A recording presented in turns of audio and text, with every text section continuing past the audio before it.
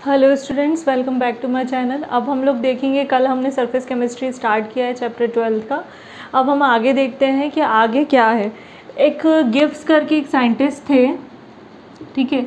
Gibbs ने अपनी एक एनर्जी दी थी, गिब्स एनर्जी, ठीक है। इन्होंने क्या किया, इन्होंने एड्जॉर्प्शन से रिलेटेड एक रिलेशन दिया। मतलब किससे रिलेटेड दिया? एड्जॉर्प्शन हम पढ़ रहे हैं, एड्जॉर्प्शन से रिलेटेड एक रिलेशन दिया। क्या रिलेशन दिया वो? पहले तो आपको एड्जॉर्प्शन पता ही है कि क्या होता है, एड्जॉर्बेट और एड्जॉर्बेंट होता है, ठीक है। तो उससे रिलेटेड क्या रिलेशन दिया? इन्होंने बताया कि जो फ्री एनर्जी और हीट होती है, ठीक है। पहले तो हम हीट का देख लेते हैं, एंथैल्पी, ठीक है। ये इंपॉर्टेंट टर्म है, एंथैल्पी, ठीक है। इसका मतलब होता है, एंथैल्पी वर्ड का ही मीनिंग होता है हीट, ठीक है। तो चेंज इन हीट, मतलब उन्होंने कहा चेंज इन हीट जो रहेगा, एंथैल्पी जो रहेगा, अगर एड्जॉर्प्शन प्रोसेस हो रही है तो उसमें क्या होगा, डेफिनेटली एंथैल्पी में हीट वहाँ पे रिलीज़ होगी। कैसे रिलीज़ होगी हम देख लेते हैं। जैसे कि ये हमारा एक वेसल है और उसमें हमने क्या रखा है, सॉलिड रखा हुआ है। इसके ऊपर क्या है, गैस के क्या है, पार्टिकल्स हैं। अब जब ये गैस के पार्टिकल्स एक दूसरे से ये एड्जॉर्बेट से एड्जॉर्बेंट में आएंगे, ये एड्जॉर्बेट है अपना और ये एड्जॉर्बेंट है, तो इसमें जब आएंगे तो क्या होगा, बीच का स्पेस जो होगा सरफेस का वो ख़त्म होता जाएगा, ठीक है। यहाँ पे क्या होगी, एक टेंशन क्रिएट होगी, ठीक है। सरफेस पे एक टेंशन क्रिएट होगी और क्या होगा, यहाँ पे टेम्परेचर जो रहेगा, ठीक है, टेम्परेचर आप बोल सकते हो या फिर बोल सकते हो हीट रहेगा। क्या होगा, हीट यहाँ पे थोड़ी थोड़ी क्या होगी, रिलीज़ होगी। क्यों? क्योंकि यहाँ पे फोर्सेस लग रही हैं आपस में। एक मॉलिक्यूल इधर से इधर से इधर से सब जगह से क्या कर रहा है, ऐसे करके फोर्स निकाल रहा है और बॉन्ड बना रहा है, और वहाँ पे क्या हो रही है, जगह कम होती जा रही है। तो उसके कारण टेंशन क्रिएट हो रही है। टेंशन क्रिएट होने के कारण वहाँ पे क्या हो रही है, हीट रिलीज़ हो रही है। तो एंथैल्पी यहाँ पे मतलब क्या हो रहा है, एंथैल्पी में चेंज आ रहा है। तो चेंज कैसे आ रहा है? चेंज को हमेशा डिनोट कैसे किया जाता है, मैंने बताया था आपको, डेल से। और हीट है तो इसीलिए हम क्या लगा देंगे, एच। तो चेंज इन हीट हो रहा है। एड्जॉर्प्शन जब प्रोसेस होगी तो एड्जॉर्प्शन प्रोसेस में हीट निकलेगी, मतलब हीट में पार्टिकल की और जो भी गैस के पार्टिकल हैं या आपके एड्जॉर्बेंट के जो सॉलिड है उसके पार्टिकल हैं या लिक्विड के पार्टिकल हैं, वो आपस में क्या करेंगे, बॉन्ड बनाएंगे और उसके कारण वहाँ पे क्या होगी, कुछ अमाउंट में हीट रिलीज़ होगी। और वो हीट रिलीज़ को हम एंथैल्पी को बोलते हैं, डेल एच से डिनोट करते हैं, दैट इज़ कॉल्ड एंथैल्पी। और ये रिएक्शन जो होगी, मतलब जो एड्जॉर्प्शन प्रोसेस होगी वो कैसी होगी आपकी, एक्सोथर्मिक। कैसी होगी, एक्सोथर्मिक। एक्सो का मतलब होता है आउटसाइड, थर्मिक का मतलब होता है हीट। जो रिएक्शंस या जो प्रोसेस या जो मेथड में हीट का एवोल्यूशन होता है, हीट निकलती है, वो कहलाते हैं एक्सोथर्मिक। तो एब्जॉर्प्शन जब होगा तो वहाँ पे एंथैल्पी मतलब हीट में चेंज होगा।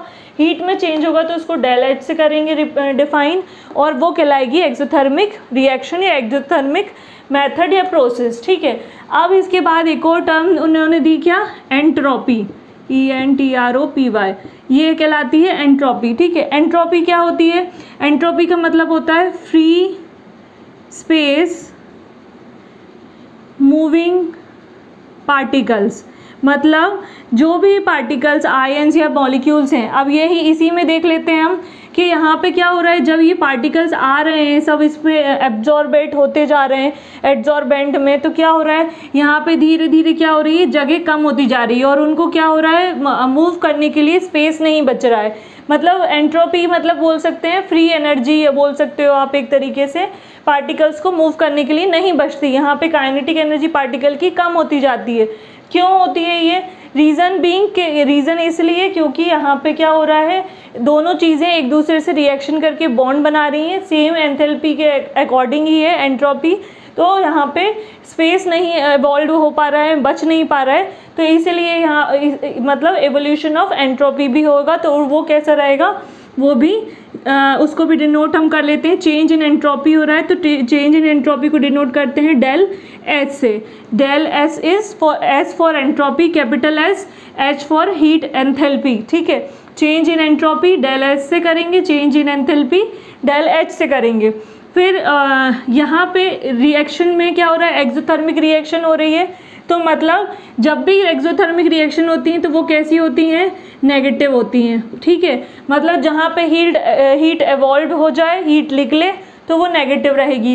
एंट्रोपी भी यहाँ पे घट रही है तो ये भी कैसा रहेगा, नेगेटिव। इन दोनों को लेकर गिब्स ने अपना एक रिलेशन दिया, that is del G. Del G मतलब गिब्स की एनर्जी, ठीक है, is equal to del H minus T del S. ये उन्होंने अपना एक रिलेशन दिया। अब इसमें आप पूछोगे कि जी तो चलो समझ में आ गया, गिब्स की फ्री एनर्जी हो गई, एच मतलब आपकी एंथैल्पी हो गई, टी का मतलब क्या होगा और डेल एस का मतलब एंट्रोपी हो गया। टी का मतलब यहाँ पे होगा टेम्परेचर, मतलब एक पर्टिकुलर टेम्परेचर पे या कांस्टेंट टेम्परेचर पे। टेम्परेचर के आगे डेल नहीं लगा है, दैट मीन्स कि टेम्परेचर कैसा है आपका, कांस्टेंट। यहाँ पे टेम्परेचर में कोई भी चेंज नहीं आ रहा है। मतलब एड्जॉर्प्शन प्रोसेस में बिना किसी टेम्परेचर चेंजेस के ये भी होता है कि एंथैल्पी वहाँ पे हीट का एवोल्यूशन होता है और वहाँ पे पार्टिकल्स को मूव करने की जगह नहीं मिल पाती है, तो एंट्रोपी क्या होती है, वहाँ पे नेगेटिव होती है। अब ये तो उन्होंने अपनी एक रिलेशन दे दी। अब हमें ये देखना है आगे फर्दर कि कैसे गैस के पार्टिकल्स जो होते हैं वो सॉलिड के ऊपर एब्जॉर्ब होते हैं, मतलब absorption of gas particle on the solid, वो देखते हैं अब हम।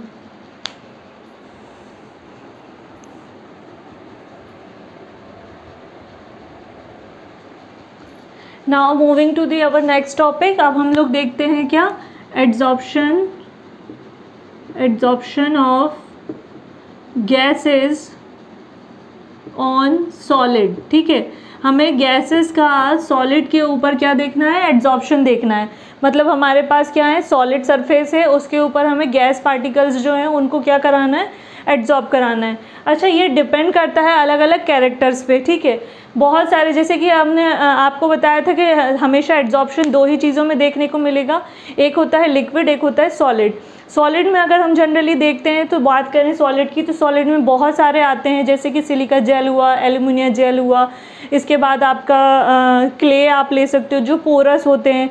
इसके बाद और भी चीज़ें होती हैं जो कि सॉलिड के तौर पर एड्जॉर्प्शन के लिए, गैसेस के लिए यूज़ की जाती हैं, तो वो देखते हैं हम, वो क्या होते हैं, जनरली ट्रांजिशन होते हैं। अब इसमें क्या होगा, एड्जॉर्प्शन ऑफ गैसेस हम सॉलिड में देखेंगे तो इसमें पहले हम इफ़ेक्ट्स देखेंगे कि क्या क्या इफ़ेक्ट्स होते हैं, ठीक है। इफ़ेक्ट्स ऑफ एड्जॉर्प्शन, ठीक है, कैसे होगा। सबसे पहला पॉइंट ले लेते हैं हम, अभी किसी गैस को हमें एड्जॉर्ब कराना है सॉलिड सरफेस पे, तो कैसे कराएंगे। तो सबसे पहले उसका क्या हमें पता होना चाहिए, नेचर ऑफ गैस, ठीक है, कि गैस किस नेचर की है। सेकंड, दूसरी चीज़ हमें पता होना चाहिए कि नेचर ऑफ एड्जॉर्बेंट कैसा है, जो कि उसको सोख रहा है, जो एब्जॉर्बेंट मतलब जो गैस है आपकी उसको सोखेगा, मतलब जो एब्जॉर्ब करेगा कह सकते हो आप। तो एड्जॉर्बेंट का नेचर कैसा है, ठीक है। थर्ड आप ले सकते हो एरिया, ठीक है, मतलब एड्जॉर्बेंट का एरिया कितना है। अगर एरिया छोटा रहेगा तो एड्जॉर्प्शन की प्रोसेस कम होगी, एरिया बड़ा रहेगा तो एड्जॉर्प्शन की प्रोसेस ज़्यादा होगी। फिर देख लेते हैं इफेक्ट ऑफ टेम्परेचर, और फिफ्थ है आपका इफेक्ट ऑफ प्रेशर, ठीक है। अब हम देखते हैं कि सबसे पहले नेचर ऑफ गैसेस क्या होता है। गैसेस जो होती हैं जनरली अगर देखा जाए तो जैसे एब्जॉर्प्शन कराएं तो हाइड्रोजन हो गया, नाइट्रोजन हो गया, O2 हो गया, कार्बन मोनोऑक्साइड, ये सारी क्या है आपकी, ये गैसेस हैं, ठीक है। ये क्या है आपकी गैसेस, ये क्या करती हैं, ये इजीली आपकी रिएक्शन, ये इन्वायरमेंट में प्रेजेंट होती हैं। हमें गैसेस का नेचर देखना है, तो ये जनरली क्या होती हैं, थोड़ी सी हार्ड होती हैं, किसी भी मेटल सरफेस पे, किसी भी आपके एड्जॉर्बेंट पे मतलब एड्जॉर्ब्ड होने के लिए कैसे मतलब हार्ड होती हैं। अगर इनकी जगह आप क्या करो, क्योंकि ये क्या होती हैं, मॉलिक्यूलर फॉर्म में होती हैं, अगर इनकी जगह आप क्या करो, लिक्विफाई गैसेस का यूज़ करो, ठीक है। लिक्विफाई गैसेस मतलब जब टेम्परेचर कैसा हो, ज़्यादा हो, गैस और टेम्परेचर ज़्यादा हो, कम हो और प्रेशर ज़्यादा हो, तो गैस किस कंडीशन में जाती है, लिक्विफेबल कंडीशन में जाती है, तो वो लिक्विड में आती है, तो वो इजीली क्या होती है, इस पे आपके एड्सॉर्बेंट पे इजीली क्या हो जाती है, एड्सॉर्बेंट पे एब्जॉर्ब हो जाती है। तो लिक्विफाई गैसेस होती हैं लाइक आपकी HCl हो गया, क्लोरीन गैस हो गई, अमोनिया गैस हो गई, ये सारी जो गैसेस होती हैं ये जल्दी से क्या हो जाती हैं, लिक्विड फॉर्म में आ जाती हैं। मतलब ऐसी गैसेस जो जल्दी से लिक्विड फॉर्म में आ जाती हैं ऑन दी इंक्रीजिंग प्रेशर और डिक्रीजिंग टेम्परेचर, मतलब तो वो क्या होती हैं, वो अच्छी एब्जॉर्बेट होती हैं, मतलब अच्छा उसमें एब्जॉर्प्शन प्रोसेस आपको देखने को मिलेगी। तो ये अब ये तो हो गया आपका क्या कि हमने ले ली हाइड्रोजन, नाइट्रोजन, ऑक्सीजन। इनको क्या होता है, ये टाइम टेकिंग ज़्यादा होती हैं थोड़ी सी, मतलब इसमें एज़ कम्पेयर टू किसके, इन गैसेस की जो लिक्विफाई गैस होती हैं, HCl हो गया, क्लोरीन, अमोनिया, इसके अलावा भी बहुत सारी गैसेस होती हैं, कार्बन डाइऑक्साइड हो गया। तो ये क्या करती हैं, ये जल्दी से एब्जॉर्ब हो जाती हैं, मतलब एब्जॉर्प्शन प्रोसेस उसमें ज़्यादा देखने को मिलेगा as compare to these gases. तो यही कहलाएगा आपका नेचर ऑफ गैसेस। मतलब गैसेस का अगर हमें सॉलिड के ऊपर एब्जॉर्प्शन कराना है तो हमें पहले नेचर भी देखना होगा, नेचर भी पता होना चाहिए गैस का कि कैसा नेचर है।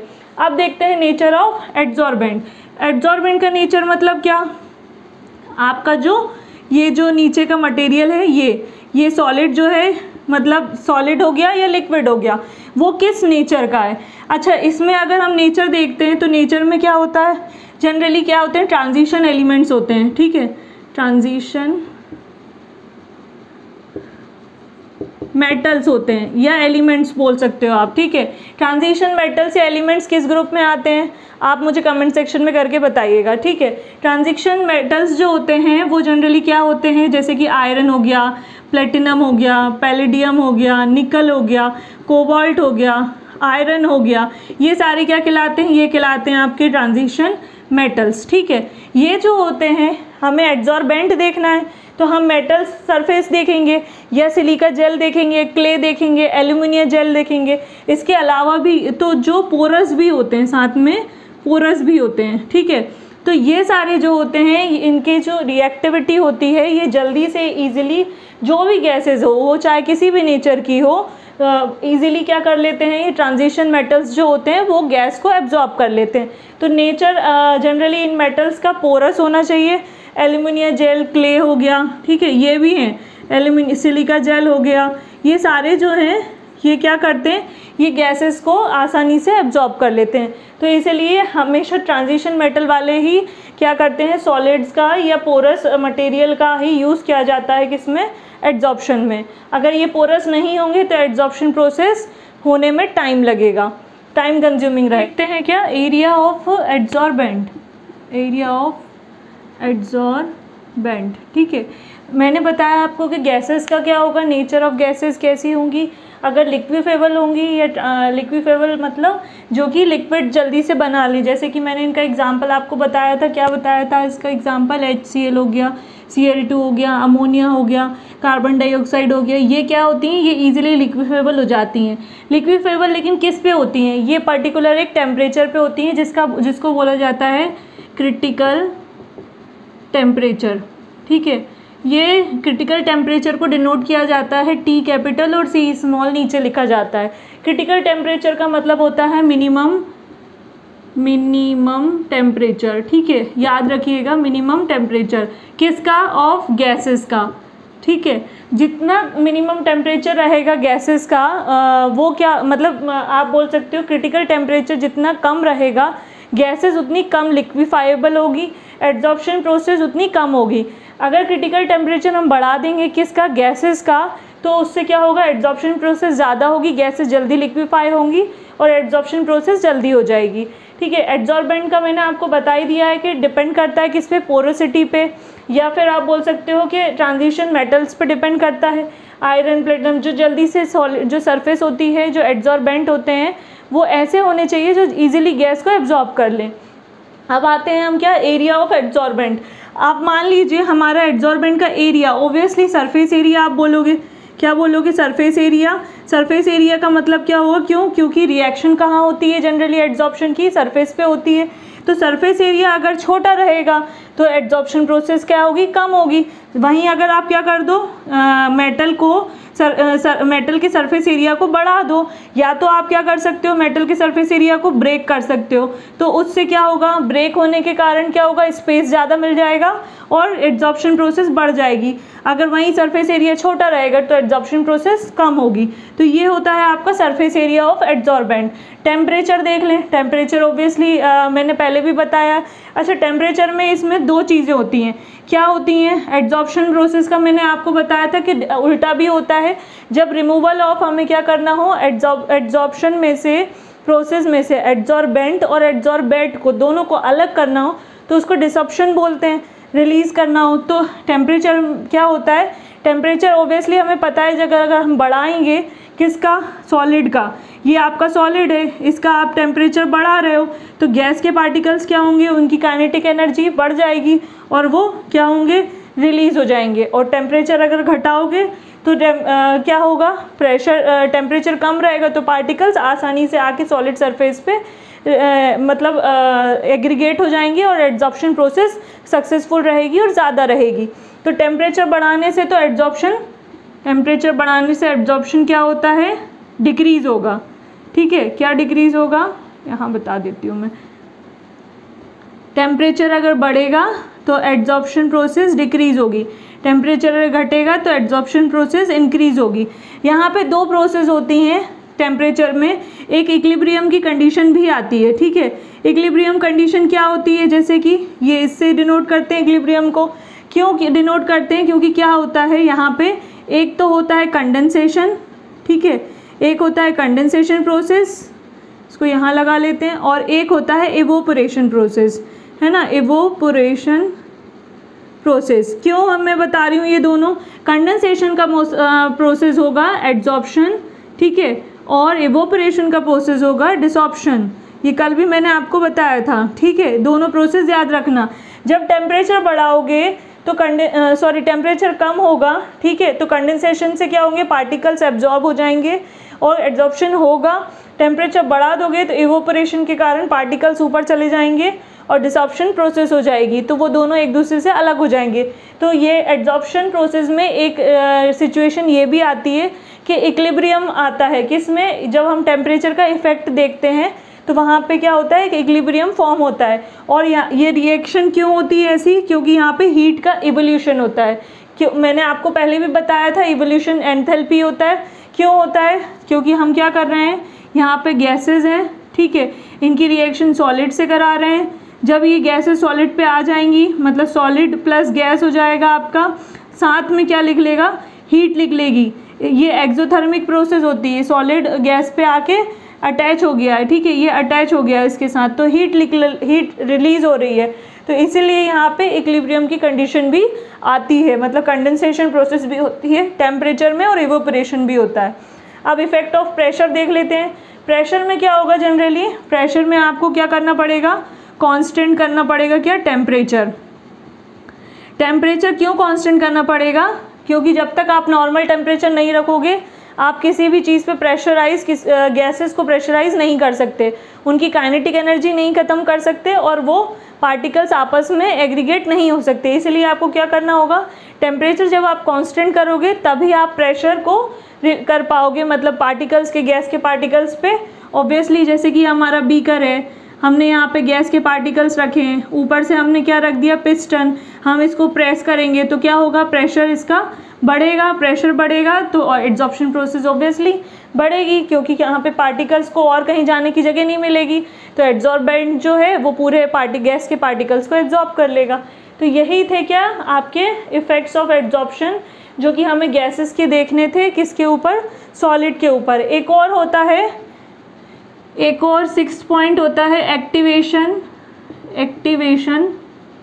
ऑफ एड्जॉर्बेंट, ठीक है, या एड्जॉर्बेंट ही होगा। एक्टिवेशन का मतलब होता है कि एड्जॉर्बेंट की लेयर को कैसा कर दो, आप एक्टिव कर दो, बना दो।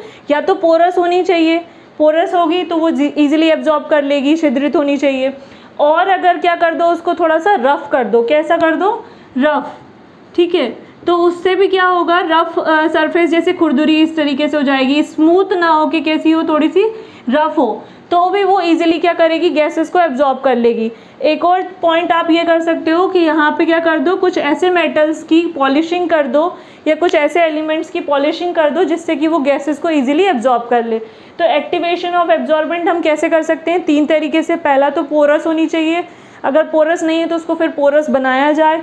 फिर उसके बाद अगर पोरस नहीं हो पा रही है तो आप उसको क्या कर दो, रफ सरफेस बना दो, मतलब ये आपका जो सरफेस है वो स्मूथ ना हो के कैसा हो जाए, रफ हो जाए, ठीक है। और अगर रफ नहीं है तो फिर क्या कर सकते हो, पॉलिशिंग कर सकते हो, किसकी, अदर मेटल्स की, जो कि गैसेस को इजीली एब्जॉर्ब कर लें। तो ये थे आपके क्या इफ़ेक्ट्स ऑफ एब्जॉर्प्शन प्रोसेस के, कि कौन कौन से इफ़ेक्ट्स मेन रोल प्ले करते हैं किसी भी गैस को सॉलिड पर मतलब एब्जॉर्प्शन कराने के लिए। अब हम इसकी क्या देखेंगे, एप्लीकेशन देखेंगे कि एब्जॉर्प्शन का एप्लीकेशन होता कहाँ कहाँ यूज़ है।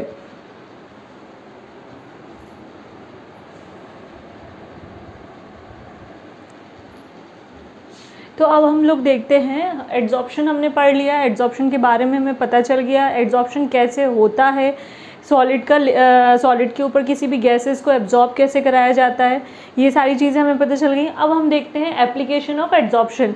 इतना हम सब पढ़ रहे हैं केमिकल, हम फंडामेंटल उसका पूरा प्रोसेस जान रहे हैं कि वो कैसे हो रहा है, कैसे उसकी प्रोसेस हो रही है, तो इसके बाद हमें ये भी पता होना चाहिए कि उसका यूज़ क्या है। तो बेसिकली हम क्या देखते हैं कि अगर एड्जॉर्प्शन है तो सबसे पहले ये कुछ पॉइंट्स मैंने आपको लिखे हुए हैं, इनका मैं आपको एलोबरेट करती हूँ कि होता क्या है, यूजेस इनका जनरली हमारे जो डेली लाइफ में भी अगर हम देखा जाए तो डेली लाइफ में भी इसका काफ़ी जगह यूजेस देखने को मिलता है।